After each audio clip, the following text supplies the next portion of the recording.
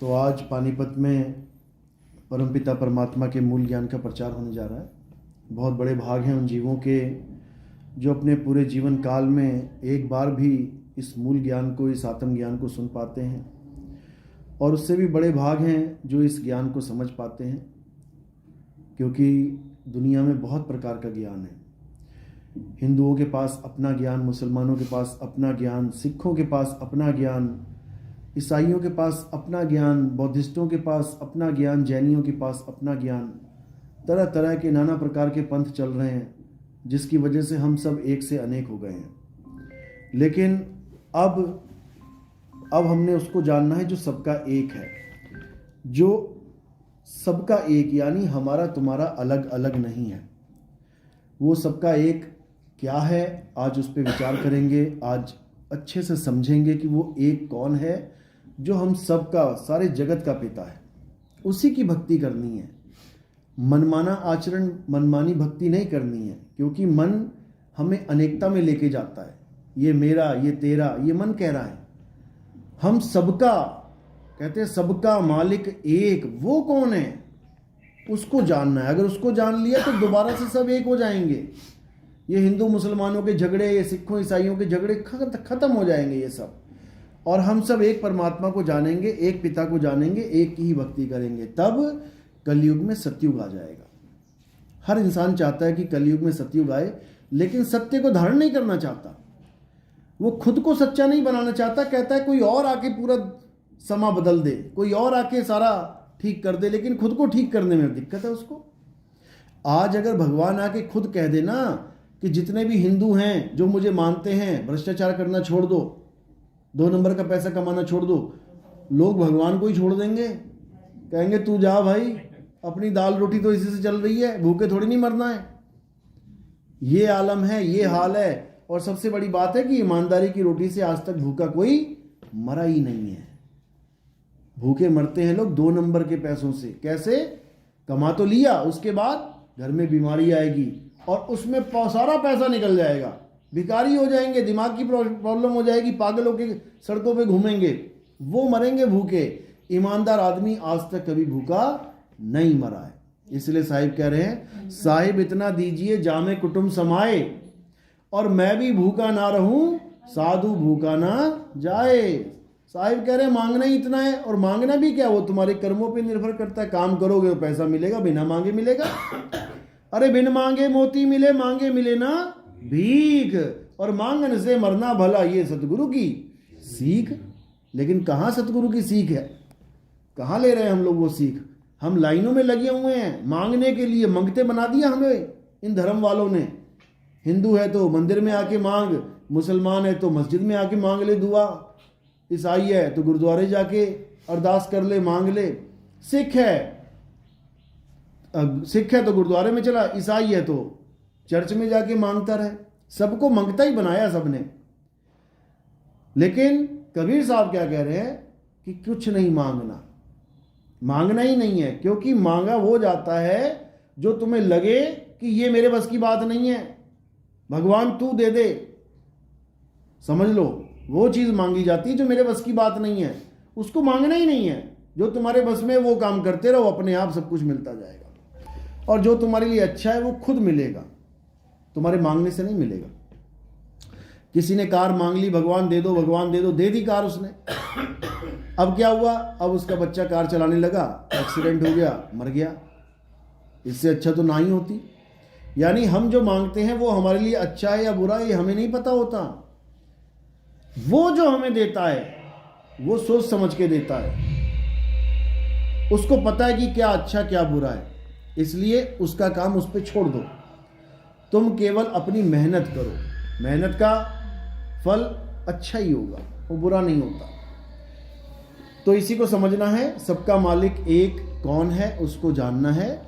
वो और कोई नहीं, वो आत्मदेव है जो हमारे पास 24 घंटे विराजमान है। एक भी ऐसा समय नहीं है पूरे दिन में, एक भी ऐसा जीव नहीं है पूरे संसार में जिसके पास परमात्मा यानी आत्मदेव नहीं है। सबके पास है। एक भी ऐसा नहीं है जो भिखारी है, सब राजा हैं। लेकिन भूले बैठे हैं अपने आप को, अपने मालिक को, इसलिए भिखारी बन के घूम रहे। कहते हैं घट घट मेरा साइया सुनी सेज न कोई, बलिहारी व घट की जिस घट प्रगट होए। ऐसा कोई घटे ही नहीं है जिसमें परमात्मा विराजमान नहीं है, लेकिन हमें पहचान ना होने के कारण हम किसी और चीज को परमात्मा मान लेते हैं। समझ लो, समुद्र में रेत भी है, कछुए मछली भी हैं, और समुद्र में मोती भी हैं। अब जिसको मोती का भेद ही नहीं पता, वो मोती क्या होता है, वो कछुए पकड़ पकड़ के लेके आ रहा है, कह रहा है ये है मोती। वो मछलियां पकड़ के कह रहा है ये है मोती। वो रेता इकट्ठा करके कह रहा है ये है मोती, क्योंकि उसे मोती का नाम तो सुना है लेकिन उसका भेद नहीं पता, जानता नहीं है उसके बारे में। इसी प्रकार जब बोला जाता है कि परमात्मा घट घट में है, तो हमें ये घट दिखाई देने लग जाता है कि परमात्मा कहाँ है, इस घट में है। अब इस घट में क्या क्या है, हड्डी है, मांस है, खून है, लार है, आंसू हैं, पसीने हैं, खाल है, बाल है, फेफड़े हैं, गुर्दा है, किडनी है, श्वास है, नाभि है, और अंदर क्या है, ज्योत जल रही है, प्रकाश है, अंधकार भी है। देखो आंखें बंद करके, अंधकार है, और जब अंदर ज्योत जग जाएगी तो प्रकाश है। ये सब इसी के अंदर है। अब इसमें जो जिसको मिला वो उसी को परमात्मा मान बैठा। किसी को प्रकाश दिखाई दे गया, वो कहता यही परमात्मा है, लिख दिया गॉड इज लाइट। बताओ, अरे प्रकाश परमात्मा कैसे हो जाएगा? प्रकाश तो किसी तत्व से निकलने वाली रोशनी है, अग्नि से निकलने वाली रोशनी को प्रकाश कहते हैं, वो परमात्मा कैसे हो जाएगा? प्रकाश परमात्मा नहीं है। कोई कहता है श्वास परमात्मा है, श्वास कैसे परमात्मा हो जाएगी? श्वास तो आ रही है, जा रही है, रोज कम हो रही, 21,600 सांसें रोज कम हो रही है। जो तुम ले रहे हो ना, ये गिनती घटती जा रही है। तो अगर सांस परमात्मा है तो परमात्मा की गिनती घट कैसे रही है? फिर परमात्मा अमर कैसे है? ये तो गिनती खत्म हो जाएगी, सांस रुक जाएगी। इसीलिए कबीर साहब समझा रहे हैं कि जब तक तुम्हें भेदी गुरु नहीं मिल गया जो तुम्हें भेद समझा दे परमात्मा कैसा है, क्या है, तब तक याद रखना कि तुम्हें बहुत कुछ मिल सकता है, लेकिन सब कुछ नहीं मिलेगा।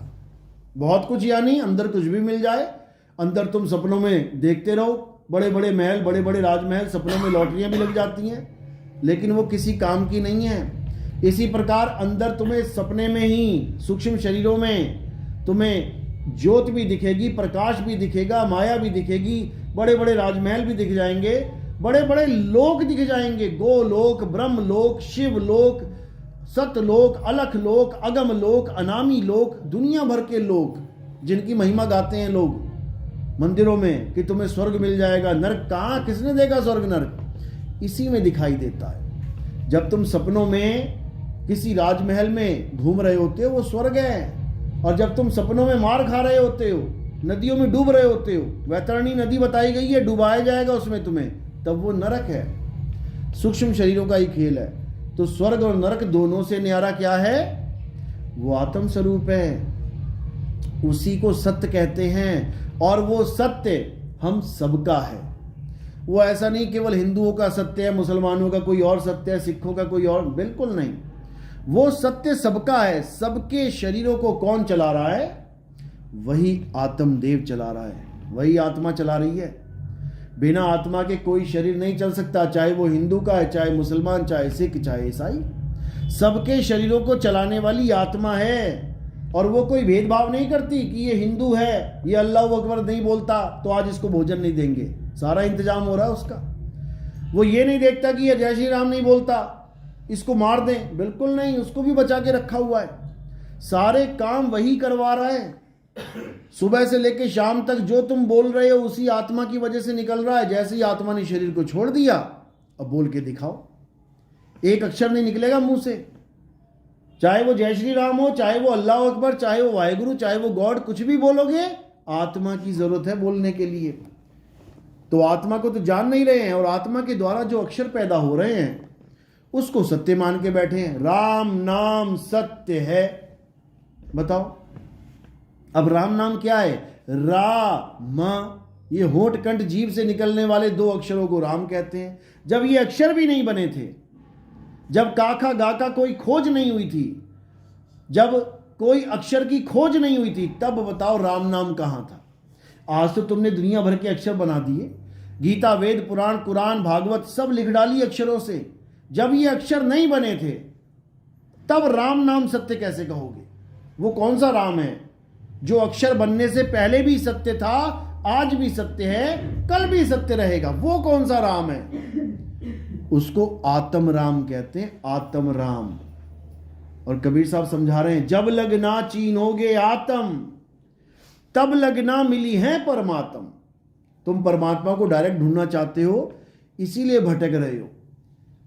परमात्मा को ढूंढने के लिए तुम कहां जा रहे हो? मंदिर, मस्जिद, गुरुद्वारे, चर्च, तीर्थ, मूर्त, भुइयां, भवानी, पता नहीं कहां कहां धक्के खा रहे हो। कभी पेड़ पे चढ़ जाते हो, उल्टा लटक जाते हो तप करने के लिए, कभी जंगलों में चले जाते हो, सन्यासी बन जाते हो एकांत में बैठने के लिए, कभी पहाड़ों पे चले जाते हो तीर्थ यात्री बन के, क्योंकि तुम परमात्मा को ढूंढना चाहते हो, इसलिए तुम्हें बाहर जाना पड़ रहा है और वो बाहर मिलेगा नहीं। तो अब क्या करना है? अब पहले आत्मा को ढूंढो।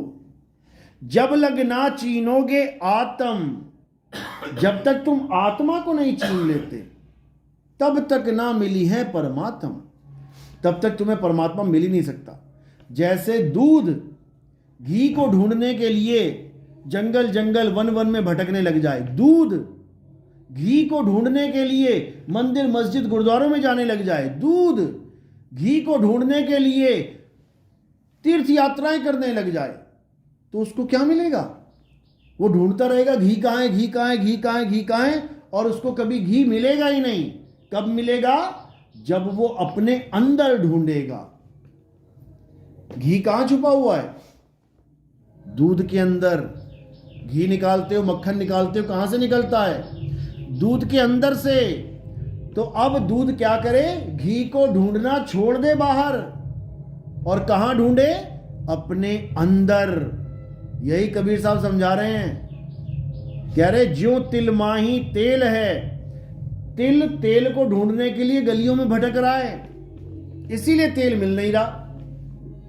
ज्यों तिल माही तेल है, ज्यों चकमक में आग, और तेरा साईं तुझ में है, जाग सके तो जाग। तेरा साईं बाहर नहीं है, तेरे अंदर है, लेकिन गलती से उसको काया के अंदर मत मान लेना। वो तुम्हारे अंदर है, काया के अंदर नहीं है, क्योंकि तुम काया हो ही नहीं। तुम काया नहीं हो। दिल मेरे अंदर है, मेरी जैकेट के अंदर नहीं है, ये मेरी काया है। काया के अंदर दिल नहीं है, मेरे अंदर दिल है। तो इसी प्रकार काया में परमात्मा नहीं है, इस शरीर में परमात्मा नहीं रहता। अगर इसमें परमात्मा रहता होता तो इस शरीर से गंदगी निकलती नहीं।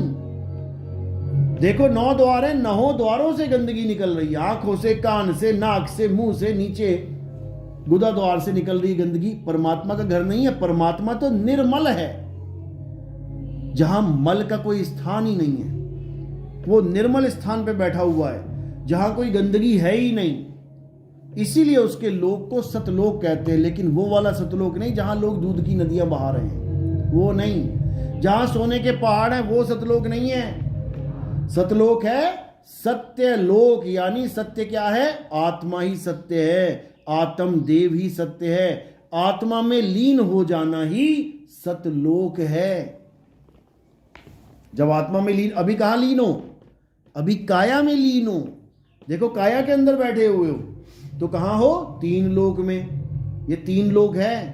3 लोक है देह में, रोम रोम में धाम, और बिन सतगुरु ना पाइए सार शब्द निज नाम।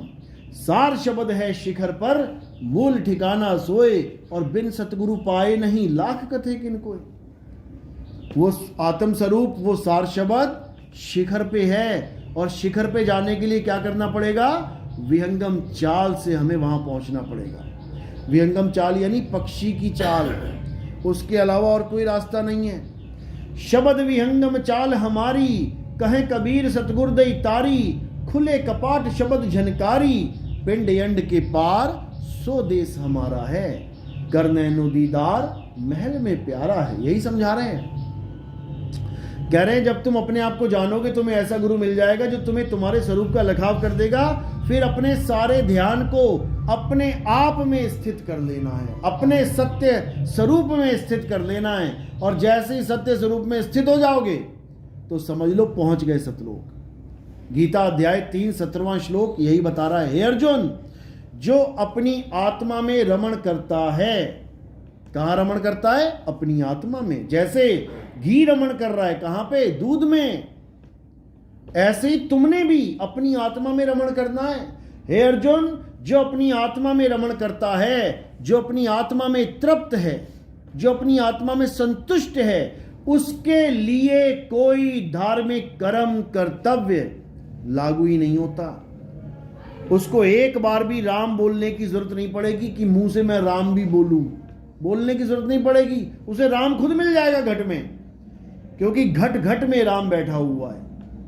इसीलिए साहिब ने बोला, माला फेरूं ना हरि भजूं, अरे मुख से कहूं ना राम और मेरा हरि मुझे भजे और मैं पाऊं विश्राम।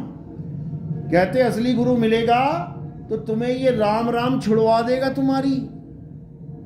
जो तुम सोच रहे हो कि राम राम करके मुझे राम मिल जाएगा, छुड़वा देगा राम तुम्हारा।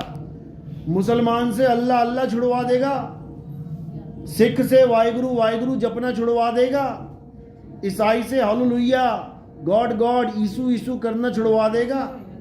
और क्या बताएगा? तुम्हें तुम्हारा आत्म स्वरूप बताएगा, वो आत्मा का ज्ञान बताएगा।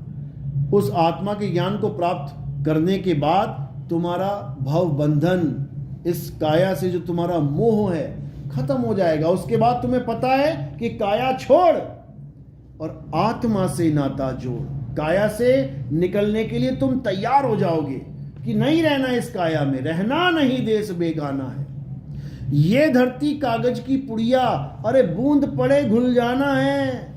ये संसार, ये है संसार, झाड़ और झाखड़, अरे उलझ पुलझ मर जाना है। और कहे कबीर सुनो भाई साधो, सतगुरु नाम ठिकाना है। ठिकाना क्या है? सतगुरु का नाम ठिकाना है। अब उस ठिकाने में हम जाएंगे और अपने आत्मा का कल्याण करेंगे। इसके अलावा और कुछ नहीं, इसके अलावा और कुछ करने की जरूरत ही नहीं है। इसके अलावा ये सब भ्रम भूत है साधो, ये भ्रम भूत सकल जग खाया। सारी दुनिया को इस भ्रम भूत ने खा लिया कि मैं राम राम जपूंगा तो मेरी मुक्ति होगी, मैं सोहंग सोहंग जपूंगा तो मेरी मुक्ति होगी, मैं वाहिगुरु वाहिगुरु करूंगा तो। अरे यही बंधन है, तुम्हारी मुक्ति नहीं हो रही है इसी कारण। तुम्हें प्यास लगी है, पानी पीना है, और तुम क्या कर रहे हो? पानी के नाम जप रहे हो। जल जल जल जल जल, वाटर वाटर, नीर नीर नीर, तोय तोय। यही बंधन है, यही गलती है जो तुम कर रहे हो। इसी गलती को सुधारना है तो क्या करना है? सोई गुरु पूरा कहावे, जो 2 अक्षर का भेद बतावे, एक छुड़ावे। ये सारे नाम छुड़वा दिए जाएंगे। एक छुड़ावे एक लखावे, तब प्राणी निज घर को जावे। यानी ये 52 अक्षरी नाम छुड़वा दिए जाएंगे और आदि अक्षर नाम लखा दिया जाएगा, तब कल्याण होगा, नहीं तो नहीं हो सकता। चलो, किसी का कोई सवाल है?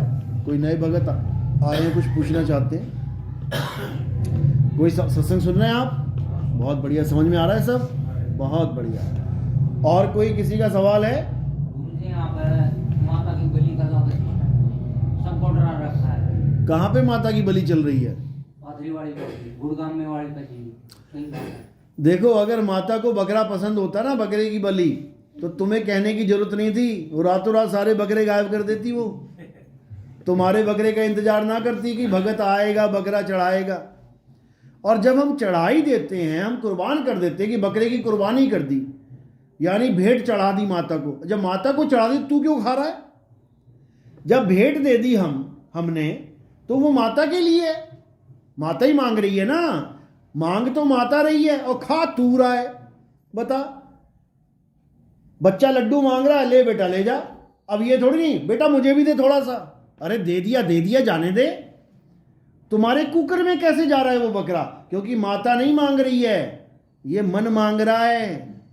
ये मन कह रहा है बेटा माता को खुश करना है, बकरा ले आ, साथ में दारू भी ले आना। ये चलता है। यही अज्ञान है। तुम्हारे कर्म बंधनों को और मजबूत किया जा रहा है, और तगड़े से तुम्हारे बंध लगाए जा रहे हैं। बकरे का गला काटोगे, अपना कटाने के लिए आना पड़ेगा।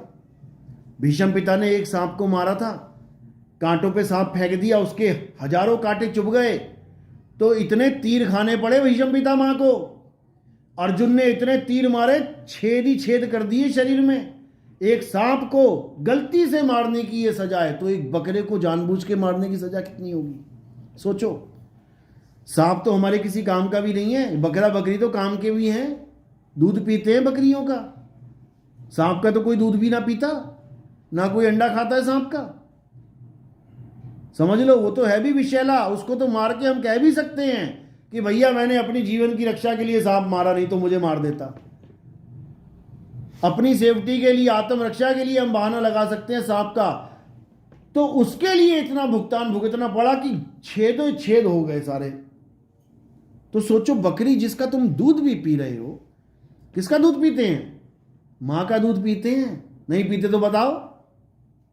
तो बकरी भी मां के ही समान है, जिसका दूध पियोगे मां ही तो है, बहन का थोड़ी दूध पीते हो, या चाची का दूध पी रहे हो, या ताई का दूध पी रहे हो, किसका पी रहे हो?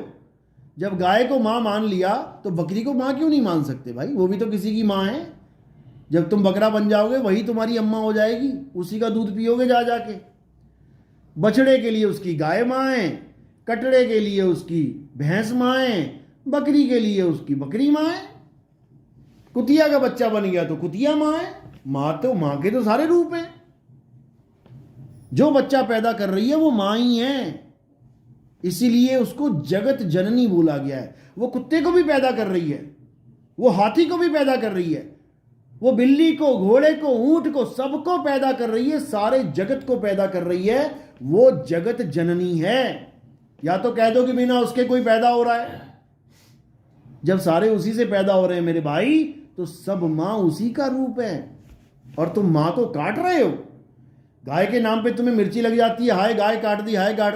अरे बकरी भी तो किसी की मां है, भैंस भी तो किसी की मां है। उस मां की कोई कदर नहीं, शर्म आनी चाहिए। तो इतना बुरा हाल है लोगों का कि क्या बताया जाए। इन चीजों को दिमाग से निकालो और भक्ति में आओ।